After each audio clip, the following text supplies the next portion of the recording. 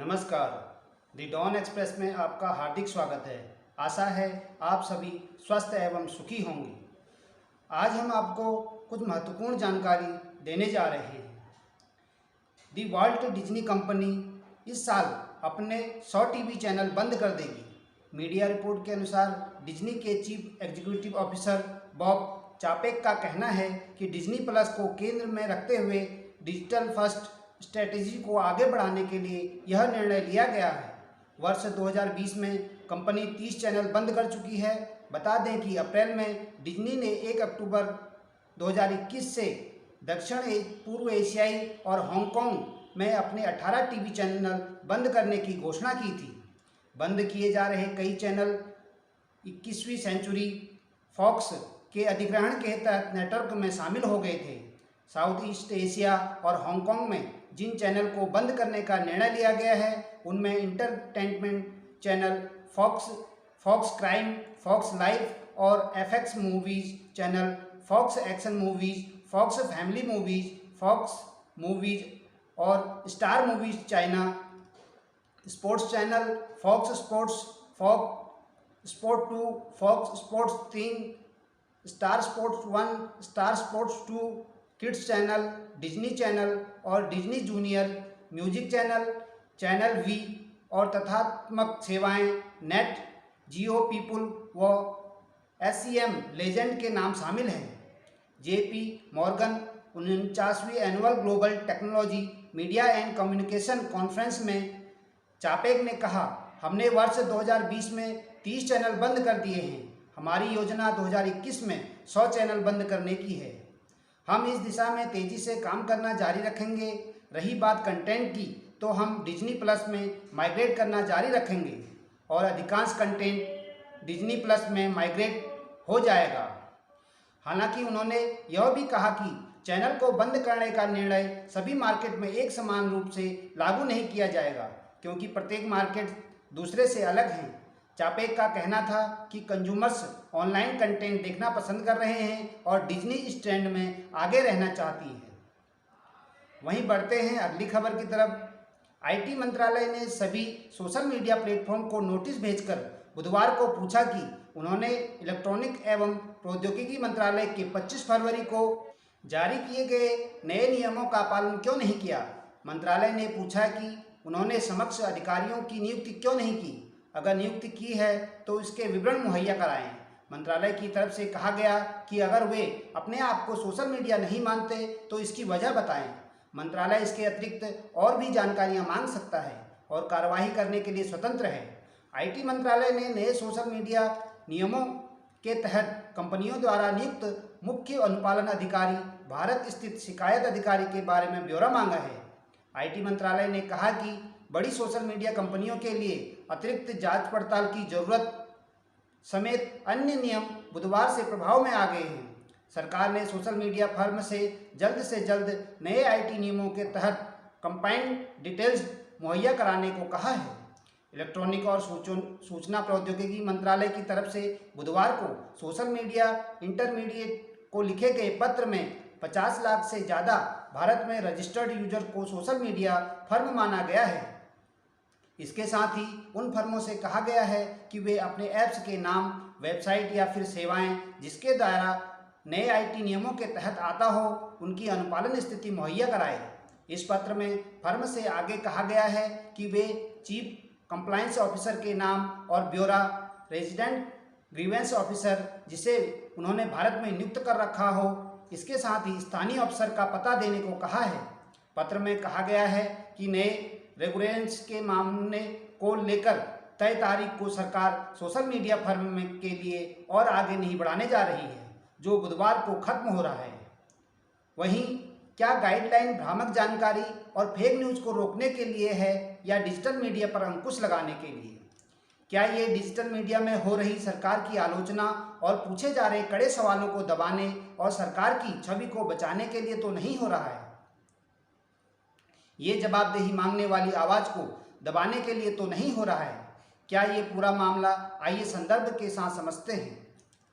25 फरवरी 2021 को इलेक्ट्रॉनिक और सूचना प्रौद्योगिकी मंत्रालय के द्वारा सोशल मीडिया और OTT प्लेटफॉर्म के लिए गाइडलाइन और डिजिटल मीडिया के लिए आचार संहिता जारी की थी।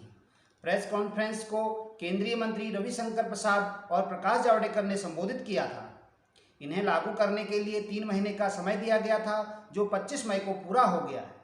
इन आचार संहिताओं पर उस समय भी सवाल उठे थे।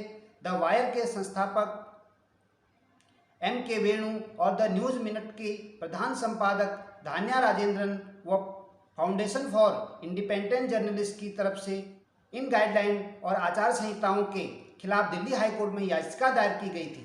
मात्र इतना ही नहीं, बल्कि एडिटर गिल्ड ऑफ इंडिया ने भी चिंता जाहिर की थी कि इन नियमों को डिजिटल मीडिया और स्टेक होल्डर्स से विचार विमर्श के बिना अमल में लाया गया है। ये भारत में प्रेस की स्वतंत्रता के लिए गंभीर चिंता का विषय है। इस बारे में एडिटर गिल्ड ऑफ इंडिया ने 22 मार्च को प्रधानमंत्री को पत्र भी लिखा था और सिलसिलेवार ढंग से नियमों पर अपनी टिप्पणियां भी दी थी। ट्विटर, फेसबुक, व्हाट्सएप आदि की प्रतिक्रियाएं। इकोनॉमिक टाइम की एक रिपोर्ट के अनुसार गूगल और फेसबुक ने नई गाइडलाइन का स्वागत किया है। फेसबुक ने साथ ही कहा है कि कुछ मुद्दों पर सरकार के साथ और चर्चा की जरूरत है। हिंदुस्तान टाइम्स की एक रिपोर्ट के अनुसार व्हाट्सएप ने इन नियमों पर कानूनी तौर पर दिल्ली में शिकायत दर्ज की है। व्हाट्सएप का कहना है कि कुछ नियम प्राइवेसी पॉलिसी का उल्लंघन करते हैं। ट्विटर का अभी कोई आधिकारिक बयान नहीं आया है। अनुमान लगाया जा रहा है कि ट्विटर ने 6 महीने का समय मांगा है। क्या ये सोशल मीडिया पर विरोधी आवाज़ पर अंकुश लगाने की तैयारी है?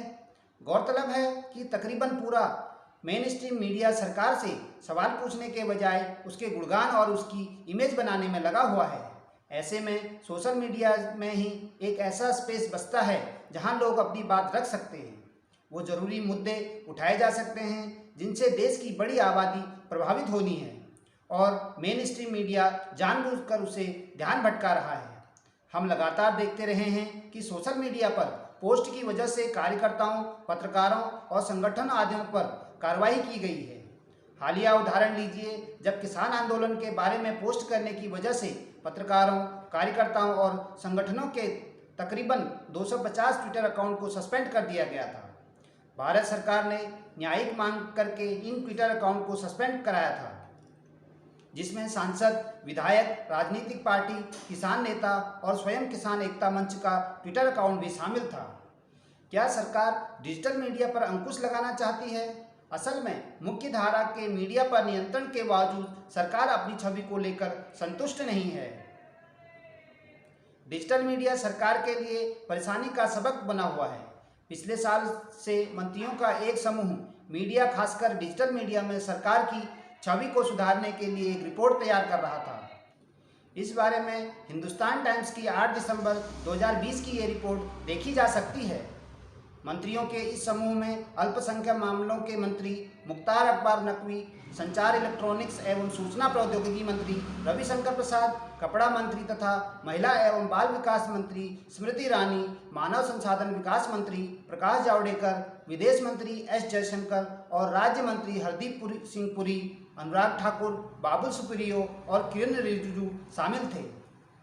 इस समूह की 6 बैठकें हुई और मीडिया क्षेत्र के लिए विशिष्ट व्यक्तियों, उद्योगपतियों और व्यावसायिकों, चैम्बरों के सदस्यों, अन्य विशिष्ट व्यक्तियों के साथ ही परामर्श किया गया था, जिसके आधार पर एक रिपोर्ट तैयार की गई थी।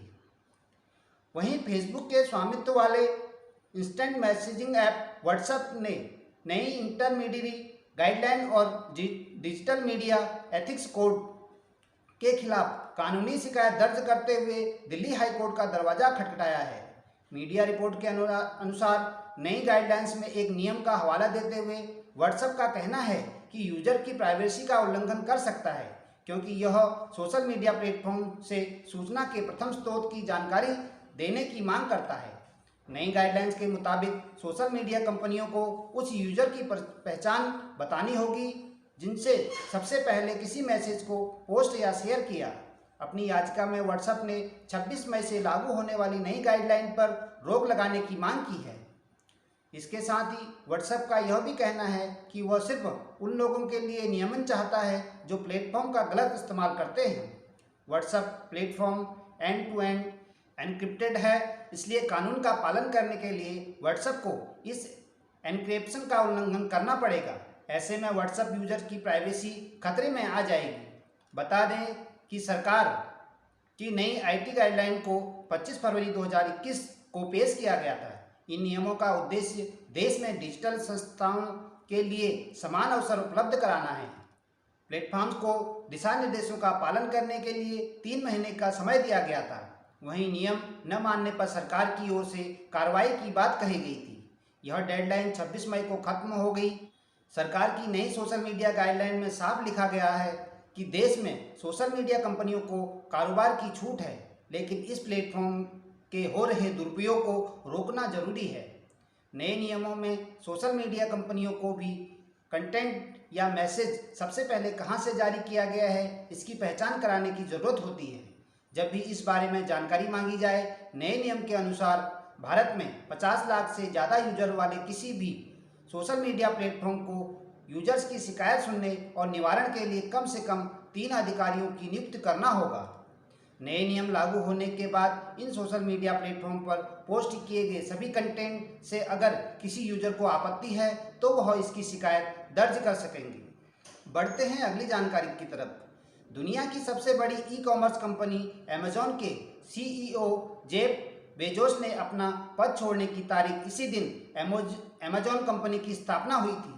बेजोस की जगह अमेजॉन वेब सर्विसेज के हेड एंडी जेसी सीईओ का पद संभालेंगे। इससे पहले फरवरी में कंपनी ने कहा था कि बेजोस साल के अंत तक अपना पद छोड़ देंगे।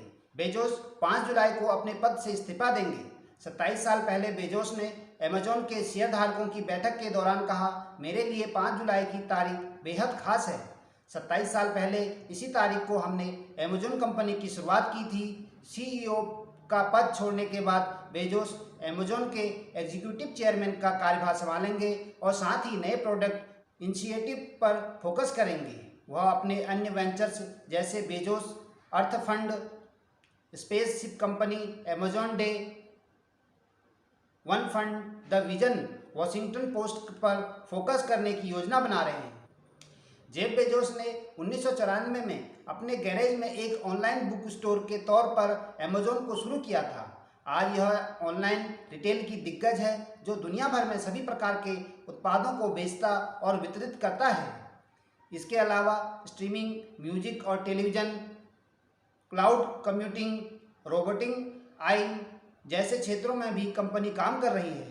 वहीं एंडी जेसी 1997 में अमेजॉन के एक मार्केटिंग मैनेजर के रूप में शामिल हुए और 2003 में कंपनी के क्लाउड सर्विसेज डिवीजन AWS की स्थापना की।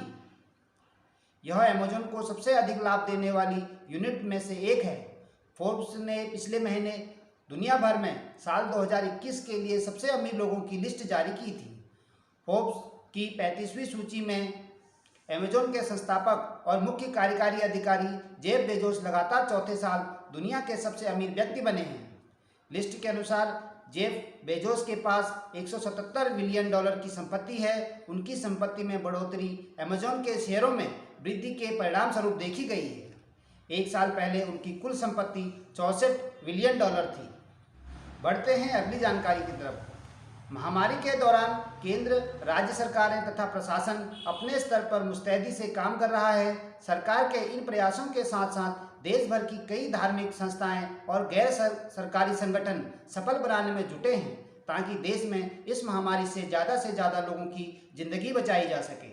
एनसीसी, एनएसएस के स्काउट कहाँ हैं जिन पर अरबों रुपये सालाना खर्च होते हैं और जो सरकारी नौकरी में एक्स्ट्रा मार्क्स लेते हैं। आज जब उनकी सेवाओं की देश को ज़रूरत है तो वो घर पर बैठे हैं। मगर आपने देखा होगा कि सामान्य दिनों में अरबों की सरकारी सहायता प्राप्त कर मीडिया जगत में छाए रहने वाले और जगह जगह अपनी ब्रांच का प्रचार करने वाले पंजीकृत और गैर सरकारी संगठन यानी एनजीओ इस दौरान न जाने कहां दुबक रहे हैं। कुछ एक अपवाद हैं जिन्होंने अपनी फर्ज निभाया मगर बाकी ने नहीं। कितना अच्छा होता अगर इस चुनौती का मुकाबला करने के लिए शहरों और कस्बों से लेकर तालुका स्तर तक सामाजिक कार्यों का दावा करने वाले ये पंजीकृत और गैर सरकारी संगठन जरूरतमंदों की मदद के लिए आगे आता। इनमें से अगर आधे संगठन की कमर कस ले तो देश के लिए इस चुनौती का सामना करना ज़्यादा आसान हो सकता था। प्राकृतिक या मानव निर्मित आपदाओं के दौरान एनजीओ द्वारा निभाई गई भूमिका संदिग्ध होना इसके अस्तित्व पर सवाल उठाता है और इसमें प्रशासन की भूमिका पर भी सवाल खड़े करता है कि आखिरकार किस लिए इनको अरबों की ग्रांट हर वर्ष फ्री में परोस दी जाती है, या फिर इन एनजीओ के पीछे राजनीतिक और बड़े बड़े घराने हैं जो सरकार को चूना लगाने के साथ साथ अपने को चमकाने के लिए सुर्खियों में रहते हैं। वास्तव में इन एनजीओ की फितरत धन जुटाने के लिए झूठे हाथ जोड़ने में, झूठे दांत दिखाने में, फोटो खिंचवाने व प्रचार प्रसार पाने की होती है। भारत में जितनी भी गैर सरकारी संगठन हैं सभी ऊंचे मूल्यों को स्थापित करने की सेवा एवं परोपकार की आदर्श बातों के साथ सामने आते हैं, पर पर्दे के पीछे धन उगाहने की होड़ में स्वार्थ एवं जेब भराई की संस्कृति को अपना लेते हैं। मूल्य की जगह मनी और सेवा मुद्दों की जगह शोषण करने लगते हैं। आज हमें इन एनजीओ से सावधानीपूर्वक विश्लेषण के साथ इनके दृष्टिकोण को उजागर करने की भी आवश्यकता है। स्वतंत्रता के बाद से गैर सरकारी संगठनों ने भारत में ज़रूरतमंदों की सहायता प्रदान करने और देश में लाखों लोगों को सामाजिक और आर्थिक स्थिति को ऊपर उठाने में महत्वपूर्ण भूमिका निभाई है। लेकिन आपदाओं के दौरान राहत देने के संबंध में इनकी भूमिका न केवल सहायता प्रदान करने बल्कि नष्ट हुए परिदृश्य के पुनर्निर्माण और सार्वजनिक अधिकारियों के साथ हाथ से काम करते समय राहत प्रदान करने तक सीमित है। इस समय देश में सामाजिक सेवा करने वाले करीब 33 लाख गैर सरकारी संगठन पंजीकृत हैं और इन संगठनों को केंद्र तथा राज्य सरकारों से अरबों रुपए की आर्थिक सहायता मिल चुकी है। इनमें से कई संगठनों को अपने परोपकारी कार्यों के लिए विदेशों से भी आर्थिक मदद मिलती है। जो विदेशों से बड़ी संख्या में पैसा हासिल कर रहे हैं, इनमें से अधिकतर तो आयकर रिटर्न भी नहीं भरते और उनका हिसाब कोई लेना देना नहीं है। प्राकृतिक और मानव निर्मित आपदाओं में राहत प्रदान करते हुए एनजीओ द्वारा निभाई गई भूमिका का अहम रोल रहता है।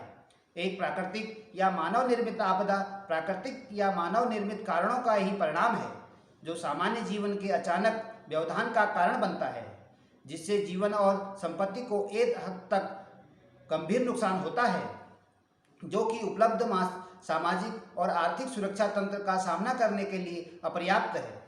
उड़ीसा और भारत के अन्य दक्षिणी हिस्सों में पता चलता है कि एनजीओ सेक्टर आजीविका, सामुदायिक संगठन, सामुदायिक संपत्ति निर्माण जैसे मुद्दे विशिष्ट पर ध्यान केंद्रित करता है, मगर प्राकृतिक या मानव निर्मित आपदा से निपटने के लिए गैर सरकारी संगठन का शामिल करना न होना एक बड़ा प्रश्न है।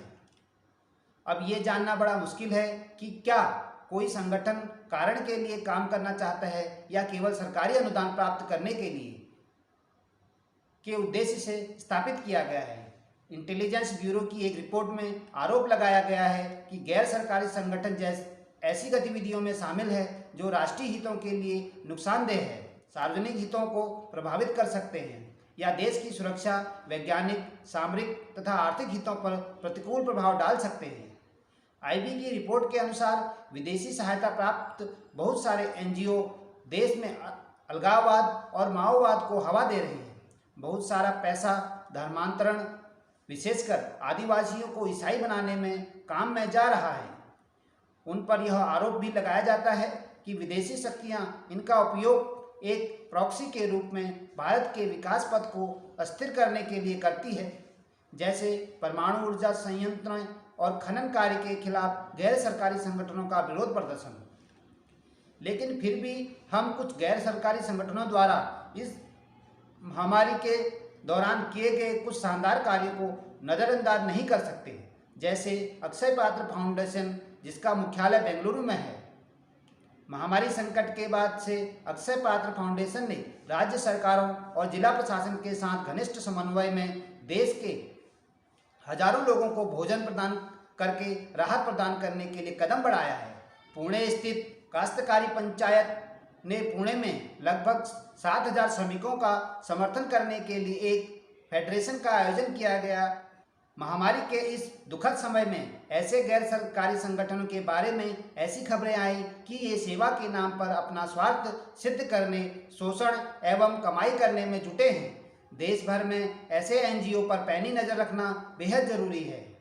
हम मानते हैं और सरकार किसी के काम में बाधक नहीं है, लेकिन एनजीओ को अपना काम ईमानदारी, पारदर्शिता एवं सेवा भावना से करना चाहिए। अगर इन संगठनों ने काम किया है तो देश समाज के सामने भी तो आना ही चाहिए और इन्हें प्रोत्साहन भी मिलना चाहिए। गृह मंत्रालय की पहल से एनजीओ जब अपनी गतिविधियों की रिपोर्ट सरकार को देंगे तो इस बात का आकलन किया जाए कि क्या उन्होंने वास्तव में महामारी संक्रमण में सेवा एवं मानव कल्याण के लिए कार्य किए हैं या फिर मात्रा अपनी जेब भरी है और फोटो खिंचवाकर सुर्खियां बटोरी हैं। जैसा कि हम जानते हैं, प्राकृतिक आपदा या मानव निर्मित आपदाएं मानव जाति की प्रतिकूल परिस्थितियों पर विजय प्राप्त करती हैं।